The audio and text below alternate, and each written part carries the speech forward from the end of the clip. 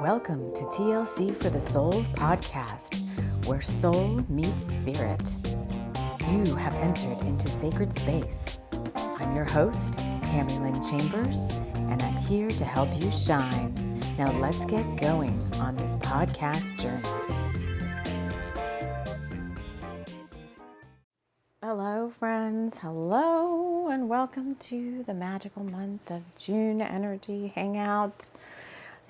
Settle in, get yourself something to sip on. I've got some smoothie I just made.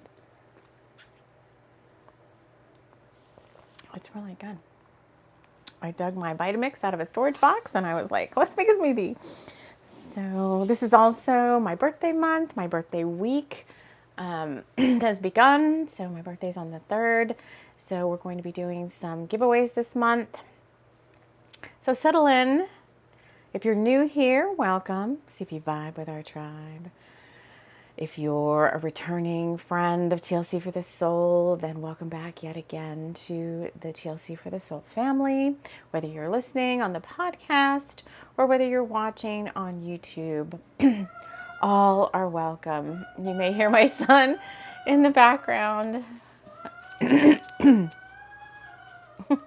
don't know why every time I get ready to do a show, he gets all activated. But anyway, he's singing some song. So welcome in. Since we don't get to play back, I should play some background music. Welcome in, welcome in. So we're going to expand on the energy update I did, the June quick sneak peek that I did over on Instagram and on my Loveland Tarot channel. So those things are out there if you want to just, to take a quick look at the cards. The other thing that I posted yesterday on Loveland Tarot, and the links to everything I talk about are always in the show notes, regardless of where you're watching this. I'm seeing 144 on the timer, which is our Bringers of the Light call to action. We're going to be doing a little Bringers of the Light assignment today, as well as looking at the, the June energies. And, that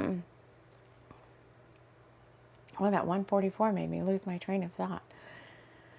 So before I go any further, let me wrap us all in love light and light love, inviting in the spirit guides who overlight this show, Archangel Michael, Archangel Metatron, the Pleiadians, and our June energy guides. Let's just have some fun here for a second, and then I'll share more like other stuff in a little bit here. Let's get a spirit guide. We're going to do a little intuitive reading from Brighty Isle. And I think Brighty Isle is going to be I'm going to try to do an audio book every month if I can. So I'm going to record Brighty Isle this month. I'm having trouble loading audio only to YouTube. So the Brighty Isle audio book will be available on my podcast. Let's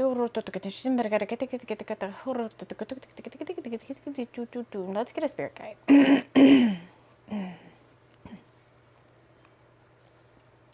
So this is my list of spirit guides. Let's see who's going to join us. This smoothie's like really good. We're going to have to do some light language clearing every time I get on with you guys. I have throat chakra things. So I'm going to take my list of my Spirit Guide Companions. If you've been with me for a while, this is the Spirit Guide Auction Companions, where I amassed a listing of like it's not even a listing. It's like I amassed a grimoire of over like 35 Spirit Guides, and we just don't work with them enough. I tend to gravitate towards the same few, and so I want to bring in somebody new to us for this month. Also, Pirates coming out very strongly again. It seems like every June for our like play date or whatever you want to call it, Pirates come out. I've looked back on the Junes for the past couple of years, and pirates were a big theme. So like adventure and swashbuckling and all of that. Swashbuckling. So let me go ahead and just close my eyes. I've got the list up here in front of me.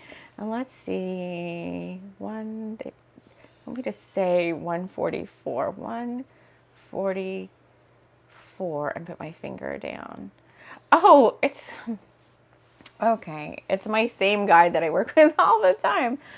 Okay, so this is a Lemurian Fae.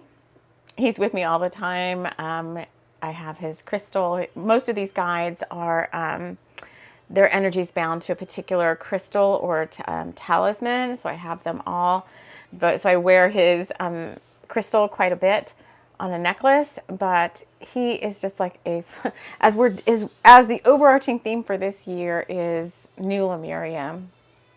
It's no surprise that Lemurian Fae is coming out, but just to describe him to you, as these little descriptions were part of the Spirit Guide auctions, which I keep saying I want to bring those back, but I just don't know if enough people are interested. I may do a little poll somewhere and see if you guys are interested in Spirit Guide auctions, because it's a little bit of work for me to bring them in. And if nobody's interested, then that's just a big waste of my time. But we'll see. All right, he's a Lemurian Fae. These lovely open-hearted Fae are quite odd and unique. Lemurian Fae came to the girl that did these auctions when she was meditating in Mount Shasta. So that's interesting. So we know Telos is under Mount Shasta. And they are beautiful, powerful, mysterious beings who spend a lot of time in tunnels and caves. So this makes them excellent at shielding and grounding you. But they're also extremely evolved, so they can help with manifesting, shifting negative energy, and all different kinds of healing. This Lemurian Fae looks human-sized and often tucks his long translucent blue wings behind him, so he may appear to you as a tall man with dark hair. Sorry about the throat clearing. He's being secretive about the work he'll be doing with you, but it feels big, and he is smiling as I write this, which is what she put. So his name is Antizoran. He is, to me, not so, he's not really so mysterious. To me, he's more like about child's play and fun, having fun and being open-hearted and bringing out your inner child, and which is all about Lemuria, and ultimately the Pleiadians kind of filter into that as well. So he's here guiding us, helping us make sure we have fun and not be so serious about anything that's going on. All right, so let's also get, I hope you guys are doing well. I hope your month is going to go okay. It was a big shift from May to June when I woke up this morning. I'm recording this on the 1st. It just feels like we've been working our way slowly over the past week or so into this very dreamy kind of energy that's a lot more flowy and flowing and divine feminine. So let's see what Brighty Isle has to say. We're just trying to get an overall sense, have a little play date together of the monthly energies, help you feel into them a little bit. Before I do that, though, I want to give away a free reading or a free deck of cards, one of my oracle decks every month. I'm going to try to do that, so like in a drawing kind of thing. So I have the link to my monthly magical mail newsletter in the show notes. If you're interested in being a part of that drawing, you can just go, the link goes to my beacons page, which you have to scroll all the way down towards the bottom is where the little subscription sign up thing is, and you can enter your name and email address, and then towards the end of the month, we'll do the drawing for the, I think this month I'm going to give away a free 1 hour private session with me. So if you're interested in that, you can go take a look at that. All right, so Brighty Isle was a book that came out that I wrote, I don't even know now when I write these things. I think it was 2 years ago, 2 or 3 years ago now. It seems like forever. It was channeled in the early spring, summertime, like April time, May time frame. It was right coming out of the winter time, and Abigail and Dakar are bringers of the light. And if you're not familiar with my book series, I have all sorts of books that I write, fiction and nonfiction. All the ebooks are free to read. The link to my I can never say it, Smashwords publisher is in my show notes, and you can look for them anywhere. There's ebooks, Apple, Google, Barnes and Nobles, all those places, and you can read all of those for free. There's the Bringers of the Light book series. There's a Soulmate series. There's quite a few fiction series, and right now I have one nonfiction book out there, Eat Like a Little Marion, which is a workbook for like a 12 to 18 month spiritual journey that you can take. And if you want to work with the Pleiadians and the Lemurians. So Brighty Isle came out to bring more fun and joy and child's play into Abigail and Dakar's life, because they just had like a boring ho-hum winter, and they felt like their relationship was a little stale and stagnant. And so Dakar planned a picnic trip, a little rowboat ride over to Brighty Isle, where the little magical friends there helped Dakar and Abigail rekindle their romance. So maybe that's coming up for some of you that are in, some sort of committed relationship where, maybe this month the energy is all around, coming back together, and kind of this midsummer nights energy. I know in this book, Brighty Isle, there's a game of naked hide and seek, which is Abigail and Dakar's favorite thing to do when they have playtime, is go outside in the deep forest and play little games. If you're a twin flame in separation, I just recorded the quarterly. We're going to do quarterly check-ins on where you at on your twin flame journey. It was very, very richly deep packed. It's a pick a card. I uploaded that on my Loveland Tarot channel and on the podcast as an audio, because people, contrary to what you might think, even though there's cards involved, the pick a cards and the card readings do get quite a few plays on the podcast. So that's there. We're going to do those quarterly. I just saw 1144 again, which is another call to action for Bringers of the Light. So let me just read this. Let's just get an overall sense. 2, 3, 144. Okay, let's get an overall sense of the energy of the month, and then I want to draw a couple of cards for us. And then I want to go into the June scavenger hunt. So we're going to be working with the pirates to do a treasure hunt. There's going to be 3, a June, July, and August set of things, 3 things on this treasure map that will get you to where you need to be for Lionsgate. So that's our play date for the next couple of months. So this is called Rowing Out. As Abigail boarded the small rowboat, she wasn't sure you can make the trip. Didn't they have anything larger? She asked Dakar, who was struggling to right the small boat as he too stepped on board. He lifted the picnic basket, several folding chairs, and various other sundries he had been guided to bring into the bottom of the boat. He actually said drat, he thought to himself. There was only one oar. What were they thinking? He made a mental note to follow up with the pier master at the small wharf for even allowing a boat like this to be taken out. And he chastised himself for not checking it more thoroughly. He had been so excited to be seeing his lady again. He wasn't thinking straight. Oh my gosh, this came out yesterday, okay? He wasn't thinking straight. He made another mental note. There's a lot going on in the mental body. To not be so distracted by Abigail, if that was even possible. Abigail and Dakar held a long-time bond, going back many lifetimes. They simply had to be together no matter what. Even if they entered a lifetime where one started out behind and decided to stay in the etheric world, the other's magnetism and love would draw that disincarnate soul back into a lifetime just to be physically near the other. Fate and destiny always brought them home again. That's a message for many of you or some of you, or I don't know. But there's a lot going on in the mental body, and I did have this come up yesterday. As something to be on the lookout for this month is getting so caught up in the mental body that you're not paying attention to what's going on around you. So it seems like here, maybe the divine masculine is really thinking about the divine feminine a lot. And that could be within you, or that could be for my twin flames. That could be the counterparts thinking about each other a lot this month, and not paying attention to what's going on around them, and maybe getting a little bit ahead of yourself in what's going on.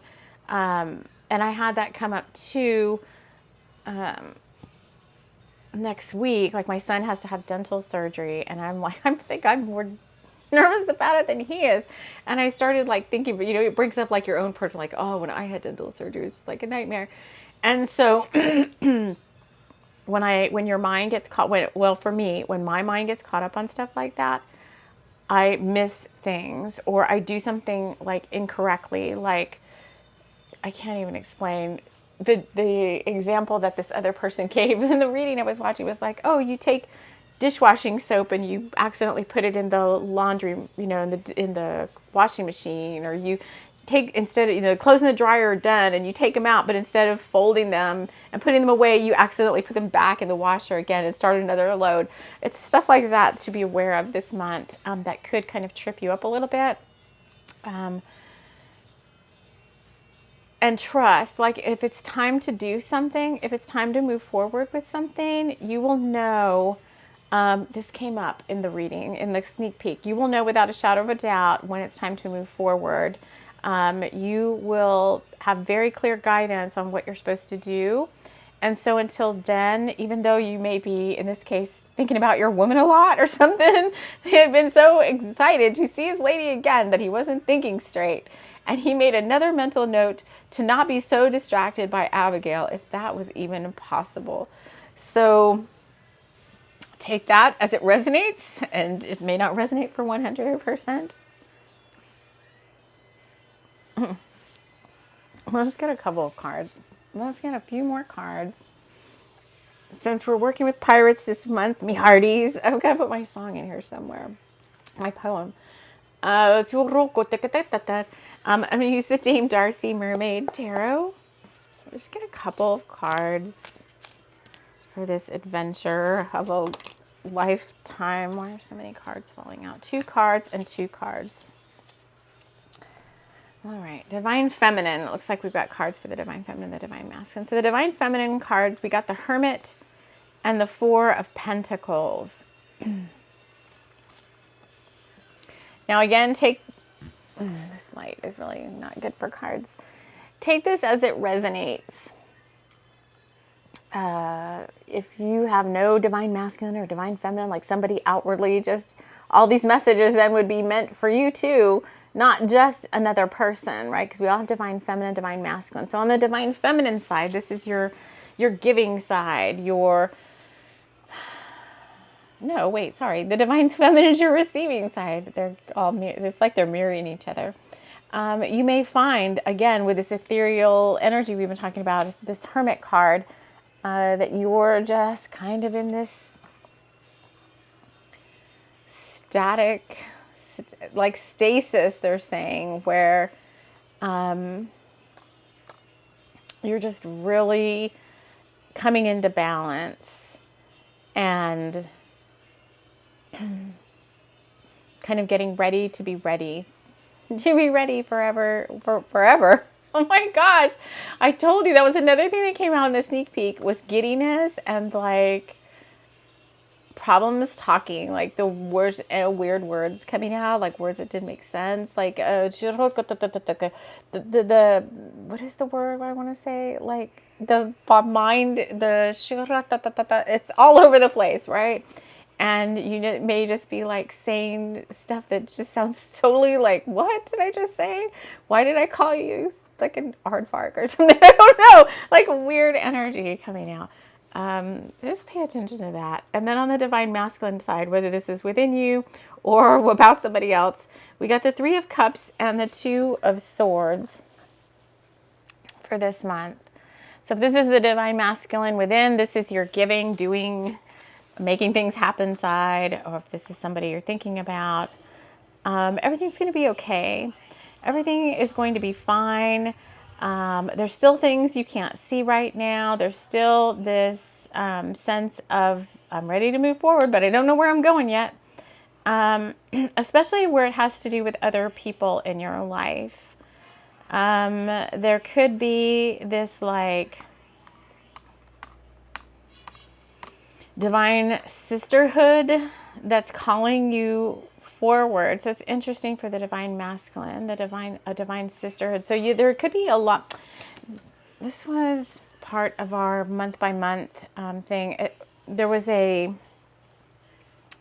challenge that came through for the month of June when we did our month by month energy update at the beginning of the year. And it was all about the divine masculine heart speak and divine masculine like heart breath. And so I think there's a lot more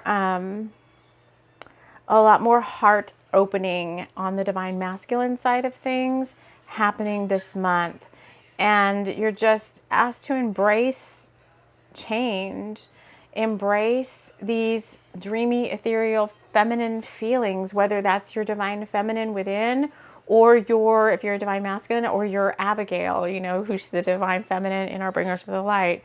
And whether you truly are enchanted by your divine feminine, allow yourself to be led by source, which I think was another big theme for the month. It's kind of like, remember, God is in charge. God is in charge. You think you're in charge, but God is in charge. And, you're supposed to just flow with it.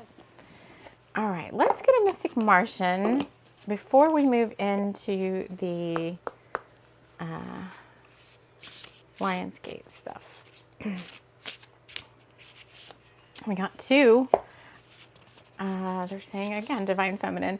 So we got the Arcturians, feeling safe, wisdom keepers, and concern.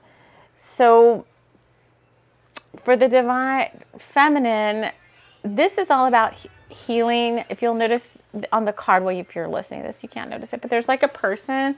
This card is like my counseling card, like sitting down and talking with an old friend. And I think the Arcturians, to me, have always shown up with like, they're like master healers. And so my Arcturian counterpart, Skyvana, whenever I work with her, people get put in healing pods all the time. So Arcturians work a lot with like pods of energy. And when this card says feeling safe, I think it's all about, it's like there's somebody this month who you're going to feel really safe opening up to, really safe talking to. They're going to have some very strong boundaries, and you're going to have some very strong boundaries, but together, the two heart spaces are going to come together, and you're going to be able to open up really, really deeply with this person. And they're showing me like the flowers outside the window. There's like pink roses, and this Arcturian person being is all in green and pink.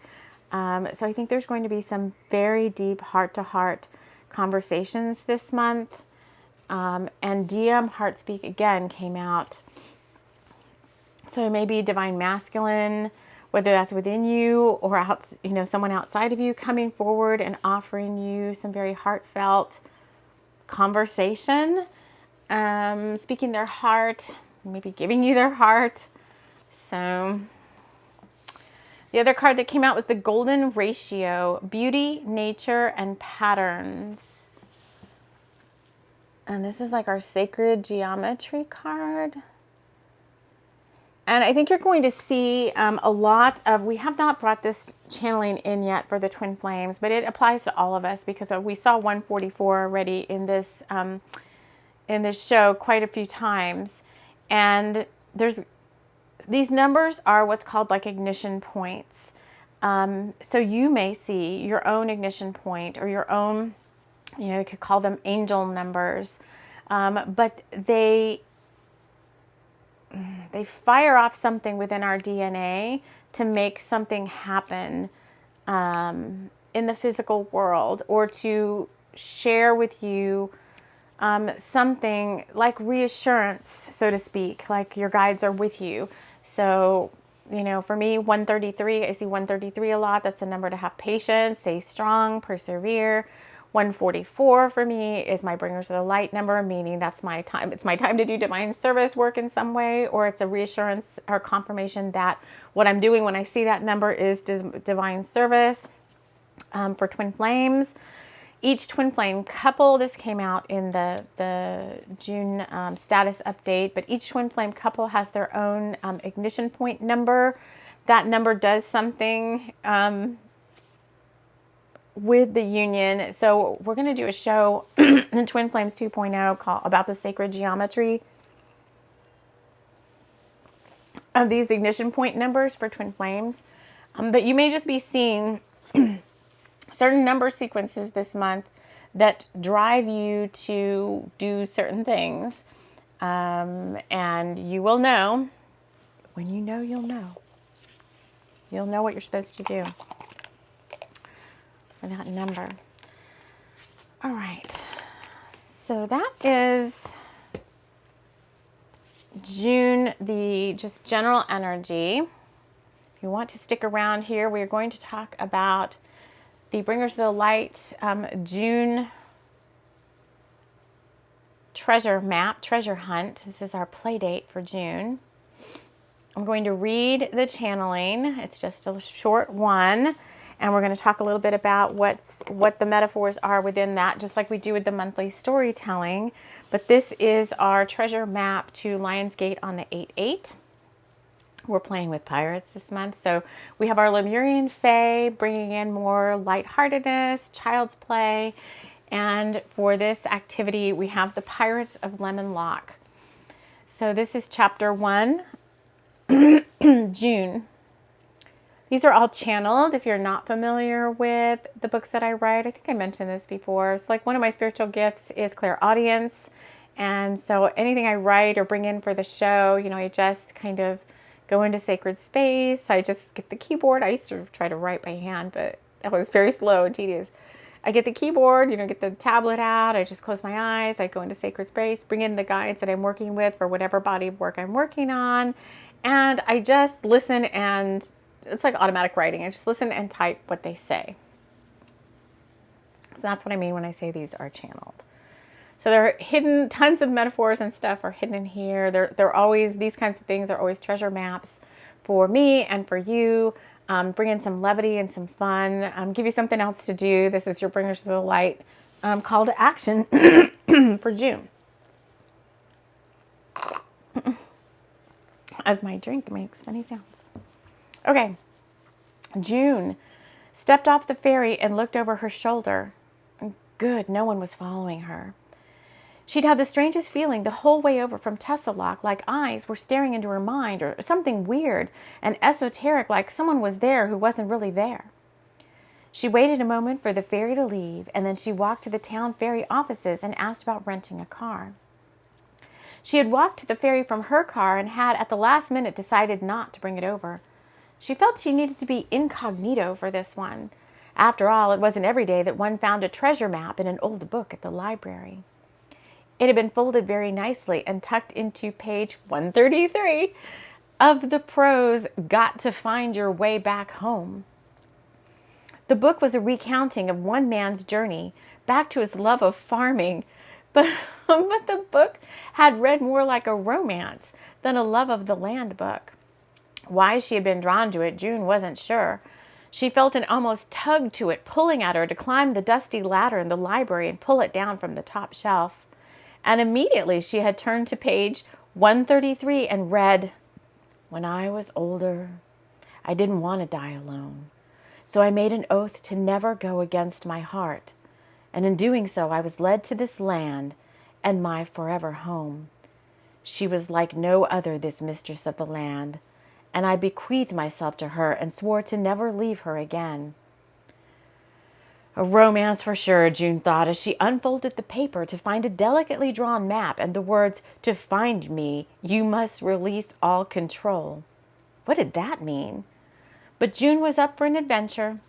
She'd spent a dreary 11 months at the bakery with Fred and Marianne, and she needed a break from scones and swooning.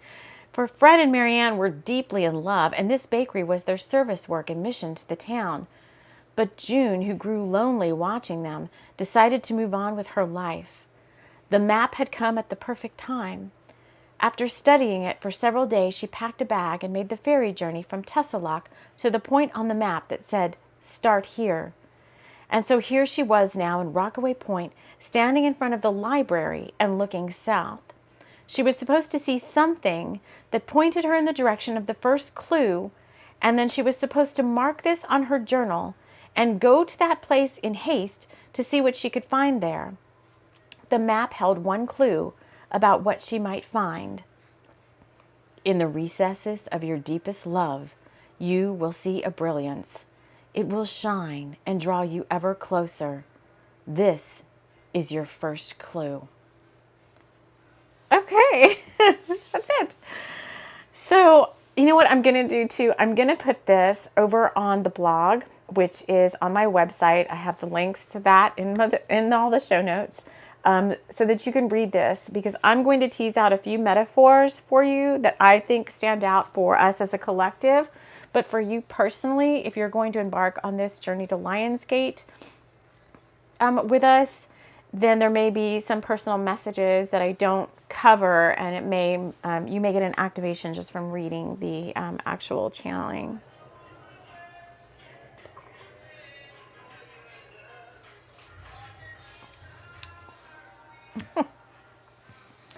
Okay, so I'm not really sure about the whole incognito thing.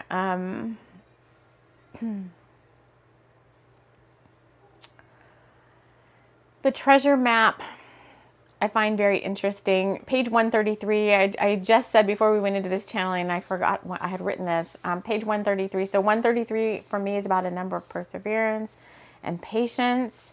It's interesting. The book is Got to Find Your Way Back Home. One man's journey back to his love of farming, but the book had read more like a romance than a love of the land book. So you're going to be pulled towards this clue or to something or someone this month. But I think it's interesting. When I was older, I didn't want to die alone. So I made an oath to never go against my heart. And in doing so, I was led to this land and my forever home. She was like no other mistress of the land. And I bequeathed myself to her and swore to never leave her again. I think there's a deep connection in there to the Akashic records for some of you. There may have been some oaths made in this lifetime or past lifetimes to, you know, like in this case, never go against your heart again. This may have been something you've been doing on your spiritual journey this time around. Like, I'm never going to go against my truth again. I'm never going to go against my heart. I'm never going to whatever.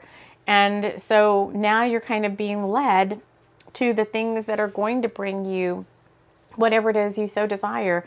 More peace, more love, more romance, more.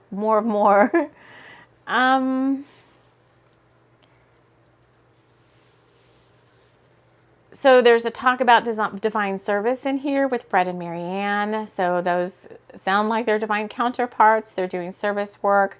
They're deeply in love, and they opened a bakery because that was what they were guided to do. So, you know, not everybody and not everyone or every twin flame couple on Soul Mission is going to be guided to, you know, be a card reader or a medium or something like that. You know, it's not always that type of spiritual work. It could be more like what was that movie with the chocolate, the tears in the chocolate or whatever? Like, in this case, Fred and Marianne, they're so in love.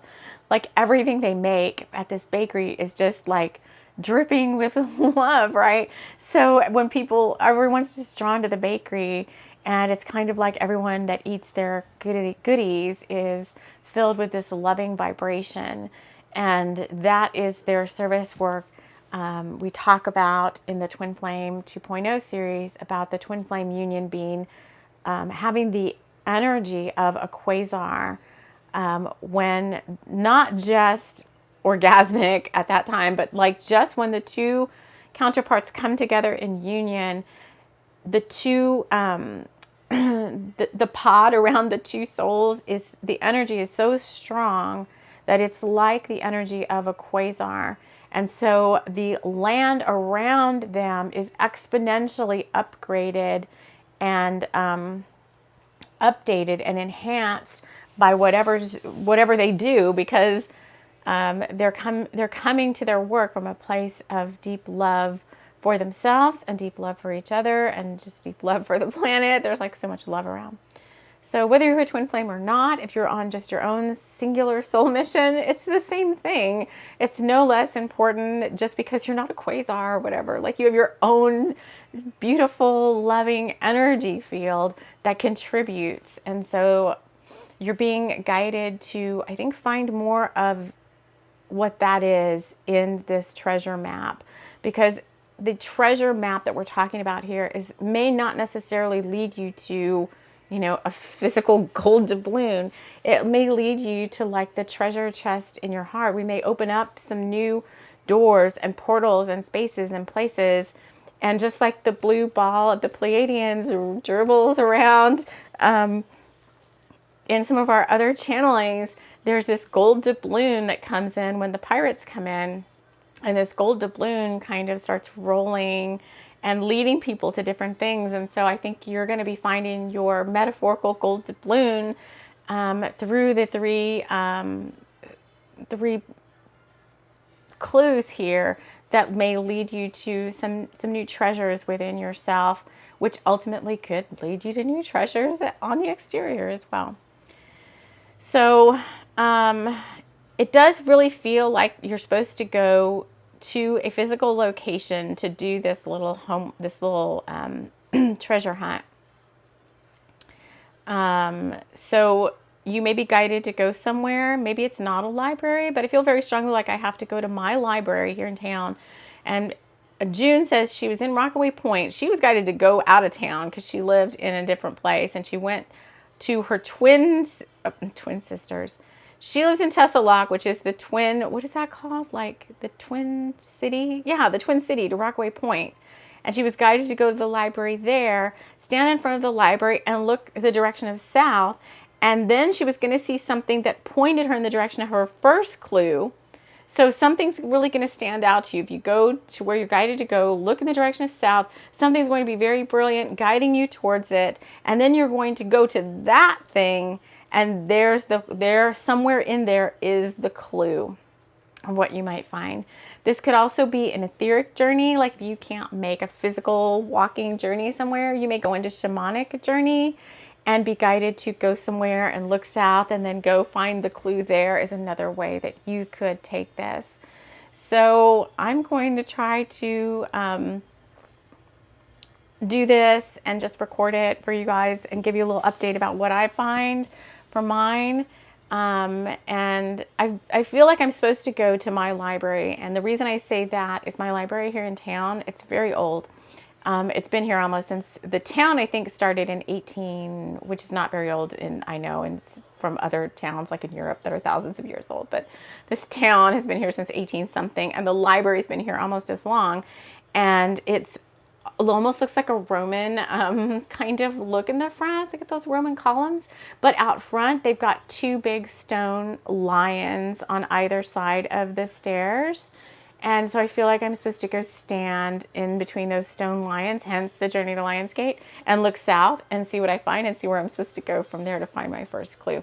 So I am going to record that journey for you all. I'm going to put this story up on the blog, and let's just get a card. Let's get a Martian card for this whole Journey to Lionsgate treasure map thing. So to send us on our way. I'm going to bring the light language in a separate thing, I think. Oh, here it is. Oh, great. Okay, so it is interesting. So we got the short grays, timid, misunderstood, and what's the other thing? Shy. But there's 3 of them. So let's just read. One has his finger up like in a number 1. Oh, wicked. One has his finger up in a number 1. One has a pointer finger up. One has a peace sign. And the other one has like 3 fingers pointing down. It's like 1, 2, 3, like our 3 clues. Okay, but let's just read, because this is card number 9, the Grays. You know me, I love a good treasure hunt. If anything, to take my mind off of like all these other things that are making me be distracted, that aren't so like good to be like anxious about. There are many varieties of short grays. They originate from the Orion constellation. This sounds so funny. Zeta Reticulum. Grays are typically around 3 to 4.5 feet in height. Short grays are largely now a hybrid, and some are a clone species that no longer have access, oh how sad, to their own soul matrix. When I get these little cards about some of these beings that are just so not necessarily always of the light, I just want to like be so compassionate and send them love. These little hybrids, these little clones. The Alpha Draconian own, operate, and oversee these genetic engineering and cloning MyLab programs. The short grays have enormous, haunting, wraparound, dark black eyes, which they're able to use while making eye contact with someone to hypnotize them into a trance, like the tall grays. Sounds like a vampire, like a... what does this have to do with our treasure map? Hold on. Their skin color varies in tones of gray, where we're learning about them right now. They do not physically eat, though they do acquire nutrients from various sources by absorbing energy through their skin. I feel like we're headed towards that, like way down the line. The 1947 Roswell crash in New Mexico brought short grays' existence to the public attention. Short grays' mode of interstellar travel is usually disc-like crafts. They have no sex organs and no known emotions. See, so sad. They are purely logical, are incredibly intelligent and telepathic. It is reported they too are a dying species and are desperate to save themselves from extinction. All right. Some short grays have been associated with the abduction and contactee phenomenon, which reportedly the short grays experimentally do with methodologies which will hopefully help them access their soul matrix and thereby assist their genetic species. They are largely a slave subservient race that complies under Alpha Draconian rule. Blech. Okay, so, God, there's a lot here to unpack. I feel like the more we open our hearts as a human race, the more compassion, the more love flows out from the planet, the more that some of these beings that are out there that, you know, tried to bring us down or whatever in the past, the more love kind of gets sent out exponentially. Like I read before, if I would have gotten this card, I would have been like, oh my God, I'm so scared of these gray people. I don't want to meet them. And now I'm kind of like, oh, it's so sad. They have no soul matrix. They have no this. I just want to send them some love and compassion. So that could be part of this treasure map, like opening up to more compassion, more love. The 3 clues, like I think they just stand for the 3 clues to coming more into your heart space. They've got in this card, a huge moon behind them. I don't know why it says timid, misunderstood, and shy. Let's see, there's some keywords here. Timid, misunderstood, shy, oppressed, fragile, vulnerable, innocence, child's play, children, child, hypersensitive, victim, scapegoat, devalued. So maybe those are some things that you're going to be working with as part of this treasure hunt, is healing some of those things within the inner child, which we had our Lemurian Fae come out. The shyness, feeling misunderstood, feeling, you know, timid and oppressed and vulnerable and fragile. Because when we heal those things within, we can start healing those things without. And the more, we talked about this too. I don't even know where I talked about it. Oh, in the twin flame reading. The more that we come together, the more twin flames that come together, the more people that awaken and open their heart space, the more the planet ascends, the more the universe, it's like this ripple effect that just keeps flowing outward. And I just think that this is very, personally, you may not think so, but I think this is very important work. So my bringers of the light, I'm excited to be with you on this treasure hunt. The month of June seems very interesting. I don't know what's going on. I know we're going to come back and we'll do a show before the solstice. We've got a lot of shows kind of stacking up of things I'd like to do. So I don't even know what's next at this point. We'll come back to that shortly. Join me in all the spaces and places. There's plenty of offerings out there. Use the channel, especially the podcast and the YouTube channel, as oracles for yourself. I know when I really feel like just personally, this is not egoic, but my own voice kind of is very self-soothing to me. So if I'm really like needing some guidance, I just take the show either on the podcast or on YouTube, go to the videos, and I just close my eyes and put my finger down and trust that the show that I'm guided to has got messages in it that I might need in this now. So use the channel like that. That's what my Instagram is for as well. There's hundreds and hundreds of podcast shows. There's almost 400 now. There's, almost 1,500 or I don't know how many thousand of posts on Instagram. Use this body of work to help you. Grab a free ebook and have a good summer/winter read if you're in the Southern Hemisphere. That's what we're here for, is to serve. So I'm so excited to be doing this work along with you. And I am going to leave it at that. We will see you all again soon. Take care.